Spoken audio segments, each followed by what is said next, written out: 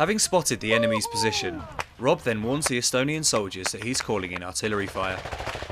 Caesar! Yeah. I'm going to fire artillery long and then start bringing it back. You need to let Yuri know as well. I'm going to fire artillery long and then bring it back. Okay. The artillery shells begin to land.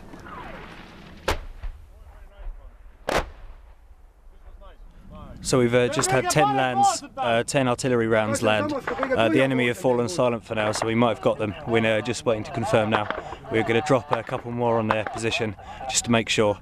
But yeah, they've fallen silent for a while now. Estonian soldiers then move up to the compounds where the enemy were firing from and begin to clear them.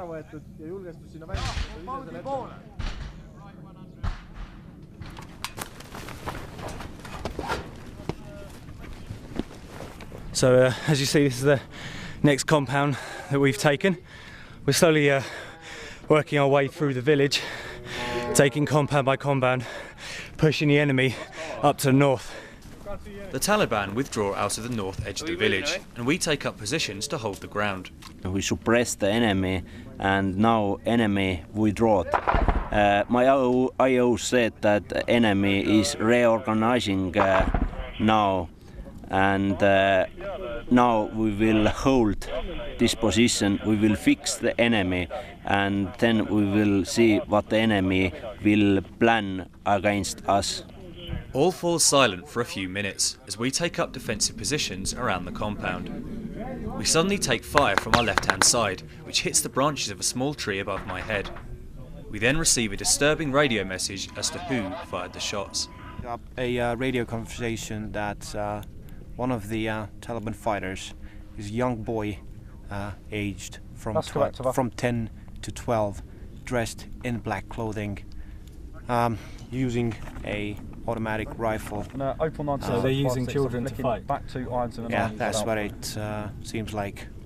We've just been informed that the fire that obviously came down the alley and went above our heads was from a group of 4 or 5 boys, you know, between the ages of 10 and 12 roughly, who had like some machine guns and AKs, and they were firing at the compounds that we were occupying.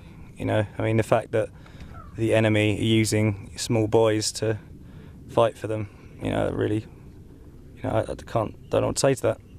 Having fired a couple of shots, the Taliban withdraw once again. At this time, we are not going to be holding the village on a long-term basis, which makes me wonder why we bother pushing the Taliban out when they can just come back in the moment we leave. Rob explains. Yeah, the overall sort of aim of this is, although we're coming forward and we're trying to get the enemy on a back foot, so they set themselves up in a defensive line, so that then the Afghan National Forces, the ANA and the ANP, can set the conditions in the centre of Nadia Ali to stabilise, and if you allow the enemy to get close, then they can't do their job. So by pushing the enemy a little bit further back, we're just allowing them to hold the centre, and then we've got the Afghan face of the operation, so it's them achieving the security, but we're just giving them a bit of outer protection. After several hours of inactivity from the Taliban, we leave the village and return to the police checkpoint. The manner of our departure today is vastly different to the way we left 2 days ago. I think it went today very well, because we pushed the enemy out, and last time, as you know, they pushed us out and we got one injured guy, but today, quite normal. Nobody is injured this time, but several soldiers had some lucky scrapes. The Taliban shoot quite well. Quite good, were they? Yeah. They missed my head like this. But they missed? Yeah. An RPG come in, hit the lav, and then it didn't explode.